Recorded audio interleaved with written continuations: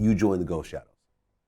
Yeah, I joined the Ghost Shadows because I hated him. Like, I hated what he did.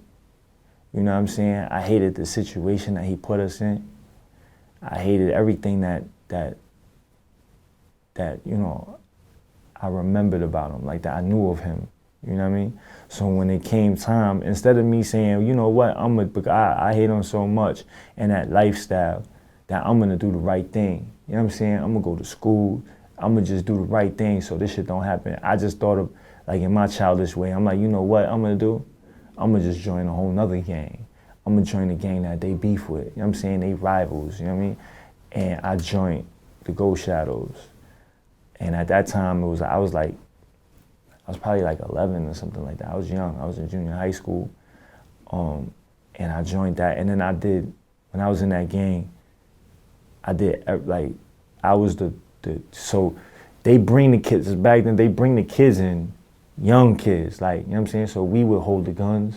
They would have us hold the guns. They would have us do a lot of the dirty work, because if we get arrested, you know what I'm saying? Like, we don't really get too much time, like, you know, with juveniles, would slap us on the wrist. So we were expendable. We were just like, you know, the little toy soldiers, little kid soldiers, just go send them to do the fucked up shit. But I didn't see it like that.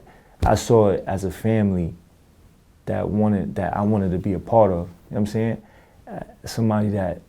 People that I wanted to impress, you know what I mean? Father figures. And I thought that they would have the best interests in their heart for me, you know what I'm saying? So I went above and beyond. Like, they would say, hold the gun, I hold the gun, I shoot the gun. You know what I mean? I shoot the gun without you even telling me to shoot the gun, I'm shooting it. You know what I'm saying? Like, and I just did above and beyond. I just went above and beyond to the point where everybody was talking about me like, yo, this kid is wild. Like, that's like, oh. And then that was the embrace that they gave me, that, you know what I mean? It was a trick. You know what I'm saying? Like, that shit ain't real. You know what I mean? They don't give a fuck about me. They don't give a fuck about these kids. You know what I'm saying? They ain't give a fuck what happened to me. They ain't give a fuck if I went to jail, if I died, if my mother died. They ain't give a fuck. As long as I was doing what they wanted to do, I was doing their bidding. You know what I mean? They would just embrace me. And then that fucked my head up, because I took that and I'm like, this is it. You know what I'm saying? And my response to things was like that. I was yearning for that fucking, that fake love. You know what I mean? That shit ruined my life. You know what I'm saying?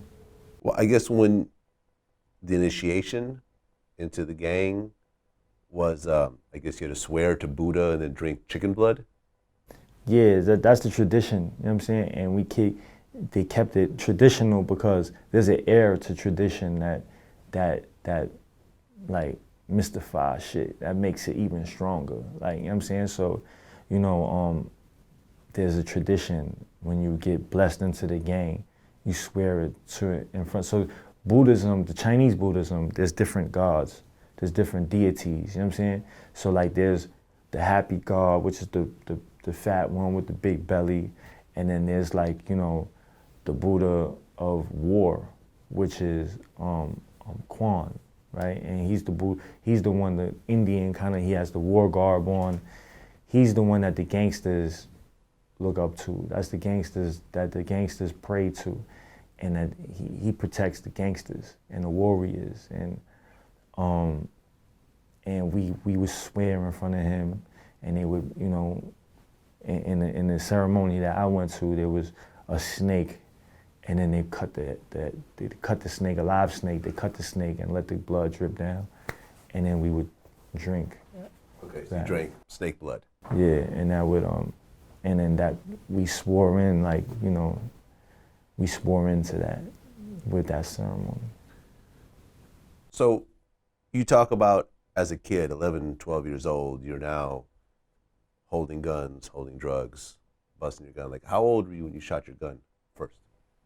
I was about that same year. I was probably like 11 years 12. old. Yeah. So you're busting off your guns at 11 years old. I mean, yeah. So they're essentially just taking advantage of you. Yeah. They knew that I would do anything, so they just sent me to do it. Like, and then, you know what I mean? And that's how I made my bones. Was there any sort of speculation, considering who your father was and the fact that he's connected to the rival? And because of that, I went super hard. You know what I'm saying? Because of that, I went super hard. and everybody would be like, yo, that's this person's son. And I'd be like, yo, don't fucking, like, don't mention that man's name with me. Like, I ain't got nothing to do with him. I don't even know this motherfucker. Like, you know what I'm saying? So, and then when they do that, when they say my name, like with that, I would go extra hard just to show motherfuckers that I'm not that. Like, you know what I'm saying? I'm a whole different person. And for a good amount of my life, that has been like something that I've been like trying to impress upon not just other people, but myself. Like, you know what I mean? To distance myself from him, I did everything possible just so I could distance myself from that whatever legacy he left. So in terms of the way Chinese gangs are structured, like, you know, for example, I interviewed Freeway Ricky Ross. Yeah. And he said that in general, black gangs just don't get very big. Black gangs really don't have the leadership stuff like. No? Not like, you know, I mean, I've been in the joint with them. I had never been around Mexican gangs before, or white gangs before. They have leaders. They have what they call shot callers. But you're saying that the Crips and Bloods didn't have that? They don't really go by those rules, you know. They got a guy that may call the shots on 2 or 3 guys, you know, they're following. But when you're talking about he's going to dictate to the whole hood, that ain't finna happen. When you look at the structure of the Chinese gangs and the Chinese mafia, what's really the difference that's kind of, you know, in terms of what you saw? Well, the Chinese gangs, they were organized. But then there's just not enough people that want to be gangsters. So like when you look at Bloods and Crips, it seems like there's a never-ending like pick from the litter. Like they're just always coming in. Right. Especially with rappers. Yeah, you like know, glorifying it. Yeah. Yeah. So there's no, you know, with the Bloods and Crips, they're probably gonna be around for a long time because there's no lack of people to pick from, right? But with the Chinese, it wasn't like that. You know what I'm saying? Especially now. But this is why it died down. This is why it no longer even exists over here, because the kids just decided not to do that. Like that just wasn't cool. You know what I mean? They seen what was going on and just ran out of people to recruit. You know what I mean? And the feds, once the feds came in and knocked all the major people, nobody even wanted to do it anymore. And I think that's the difference. Like the Chinese kind of like, they saw that, all right, it's hot over there. Like, you know what I mean? The stove, it burns.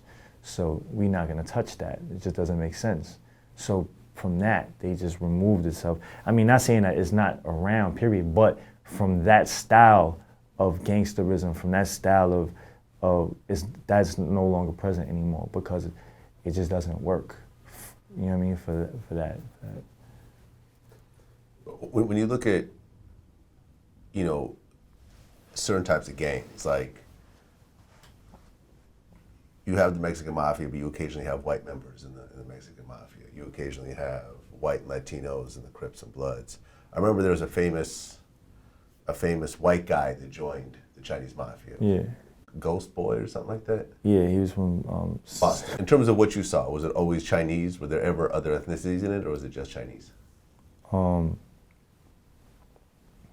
There was one white, and he was pretty high up in the ranks. They call him I'm not gonna say his name, but I seen one, and he was pretty high up. I seen that, and that's it though. I didn't see, I think there was Spanish, but he was kind of like, you know, Chinese. I mean, he was Vietnamese. There's a Spanish dude that was part of the Vietnamese gang, Born to Kill, but he spoke, like he was Vietnamese, he spoke. But besides the white person, I didn't really see it. There would be like clinger-ons, like people that were trying to be down or whatever, and the gang would use them for whatever they could use them for. But besides, in terms of being a part of the gang and being like a member in the gang, nah, that was it, just a white person. You weren't China Mac back then? Nah. What was your name back then? They call me Buddha, like little Buddha, in Chinese though. So the name would be Wosanjai, and it's like little Buddha because I kept this Caesar, and then they call me like black, like black, like because I even back then I was dressing like, you know, hip hop, like, you know what I mean? Because before then I was already I went to a group home already, so I was already introduced to hip hop. I was wearing like baggy clothes, and I was wearing like onyx stuff, and like, you know what I mean, with the bald head, so they was calling me bald, like, you know, Buddha, you know what I mean, for being bald or whatever. And that was my name, or they called me Black Boy, you know what I'm saying, because I was like, I was still hood. I was like rapping, like doing little fucking raps and shit, you know what I mean?